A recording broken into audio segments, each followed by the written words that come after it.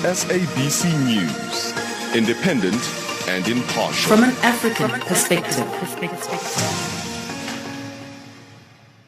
Tata in Johannesburg. Zambians have started preparing themselves to cast ballots, which will send one of the two top presidential contenders into retirement this August. Meanwhile, a number of developments are unfolding each day as the grounds get ready for the D-Day. Channel Africa's Arthur Davies Sikopo has more from Lusaka. Zambia's political terrain has begun to heat up ahead of the August 12, 2021 general elections. Zambia goes to the polls every 5 years to elect office bearers. From the president and the vice, 156 members of parliament, to about 6,000 local authority representatives. The country has now entered the 90 days campaign period after the dissolution of parliament last Friday, in line with the constitution of Zambia, rendering all the 2016 elected public servants jobless.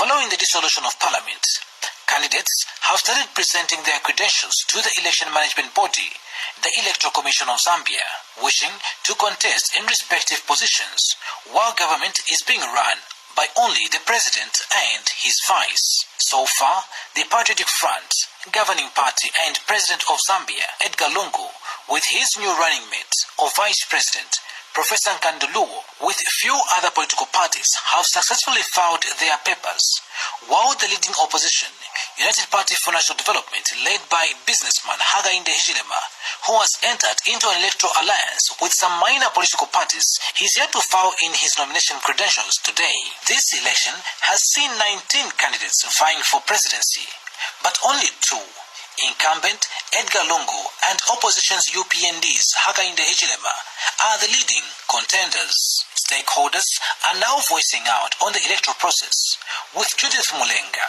of the Civil Society Constitution Agenda, CISCA, congratulating the governing party leadership with a caution. CISCA congratulates President Edgar Chagwa Lungu for replacing his soon-to-retire Vice President with another female running mate. The congratulations notwithstanding, CISCA demands that Professor Nkanduluo must apologize for her 2020 unconstitutional, blatant, discriminatory, tribalistic remarks against the people of Southern Province, which she made at a campaign meeting in Luapula Province. She needs to be accountable for her own thoughts, conscience, and utterances as per our constitution.